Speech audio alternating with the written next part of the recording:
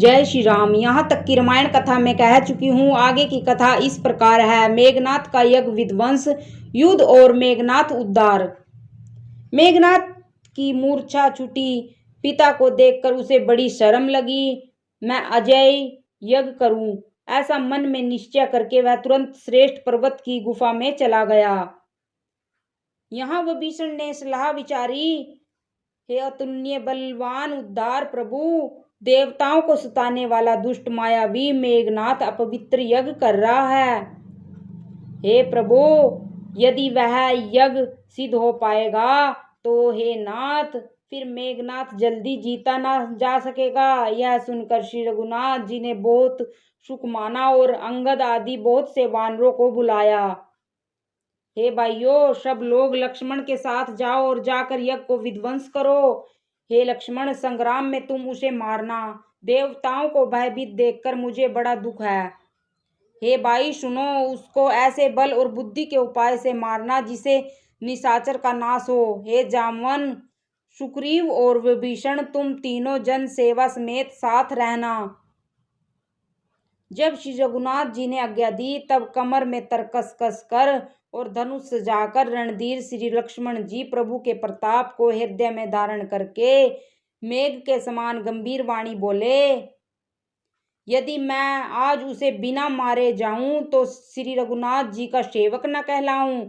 यदि सैकड़ों शंकर भी उसकी सहायता करे तो भी श्री रघुवीर की दुहाई है, आज मैं उसे मार ही डालूंगा। श्री रघुनाथ जी के चरणों में सिर नवाकर शेष अवतार श्री लक्ष्मण जी तुरंत चले। उनके साथ अंगद, नील, मयंद, नल और हनुमान आदि उत्तम योद्धा थे।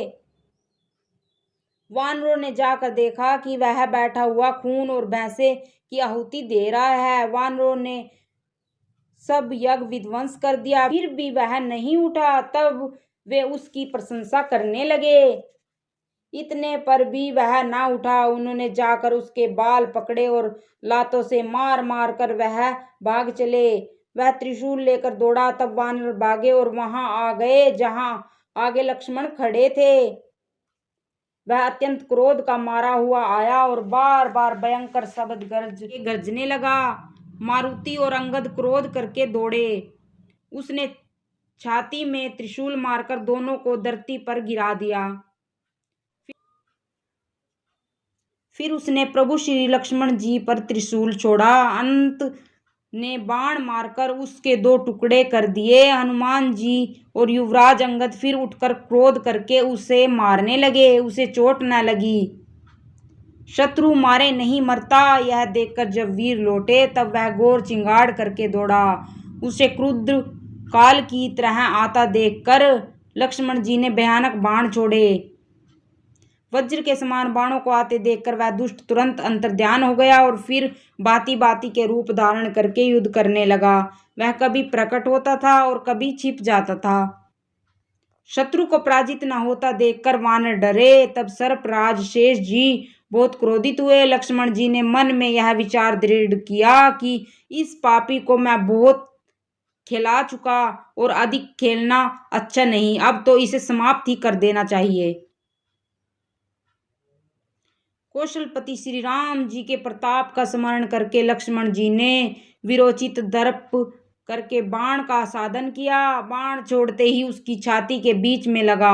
मरते समय उसने सब कपट त्याग दिया।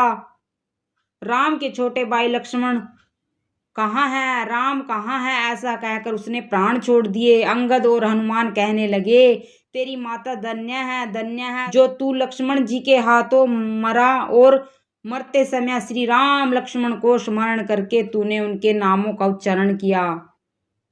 हनुमान जी ने उसको बिना ही परिश्रम के उठा लिया और लंका के दरवाजे पर रख कर वे लौट आए। उसका मरना सुनकर देवता और गंधर्व आदि सब विमानों पर चढ़कर आकाश में आए। वे फूल बरसाकर नगाड़े बजाते हैं और श्री रघुनाथ जी का निर्मल यश गाते हैं। हे अनंत, आपकी जय हो। हे जगाधार, आपकी जय हो। हे प्रभु, आपने सब देवताओं का उद्धार किया। देवता और सिद्ध स्तुति करके चले गए। तब लक्ष्मण जी कृपा के समुद्र श्री राम जी के पास आए। रावण ने ज्यों ही पुत्र वध का समाचार सुना तो ही वह मूर्छित होकर पृथ्वी पर गिर पड़ा। मंदोदरी छाती पीट पीट कर और बहुत प्रकार से पुकार पुकार कर बड़ा भारी विलाप करने लगी। नगर के सब लोग शोक में व्याकुल हो गए, सभी रावण को नीच कहने लगे।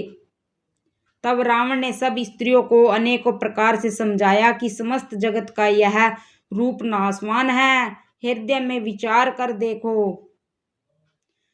रावण ने उनको ज्ञान उपदेश दिया। वह स्वयं तो नीच है पर उसकी कथा शुभ और पवित्र है। दूसरों को उपदेश देने में तो बहुत लोग निपुण होते हैं, पर ऐसे लोग अधिक नहीं हैं जो उपदेश के अनुसार आचरण भी करते हैं। रात बीत गई, सवेरा हुआ। ऋछ वानर चारों दरवाजों पर जा डटे। योद्धाओं को बुलाकर 10 मुख रावण ने कहा, लड़ाई में शत्रु के सम्मुख मन डावाडोल हो, अच्छा है वह अभी भाग जाए। युद्ध में जाकर विमुख होने में भलाई नहीं है। मैंने अपनी भुजाओं के बल पर बैर बढ़ाया है। जो शत्रु चढ़ आया है उसको मैं उत्तर दे लूंगा।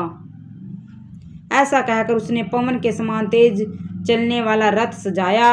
सारे जुजाओं बाजे बजने लगे। सब अतुलनीय बलवान वीर ऐसे चले मानो काजल की आंधी चली हो। उस समय असंख्य अपशगुन होने लगे, पर अपनी भुजाओं के बल पर बड़ा गर्व होने से रावण उन्हें गिनता नहीं है। अत्यंत गर्व के कारण वह सगुन अपशगुन का विचार नहीं करता। हथियार हाथों से गिर रहे हैं, योद्धा रथ से गिर पड़ते हैं, घोड़े हाथी साथ छोड़कर चिंगाड़ते हुए भाग जाते हैं। सयार गिद्ध कौवे और गधे शब्द कर रहे हैं, बहुत अधिक कुत्ते बोल रहे हैं, उल्लू ऐसे अत्यंत भयानक शब्द कर रहे हैं मानो काल के दूत हों, मृत्यु का संदेशा सुना रहे हों। जय श्री राम।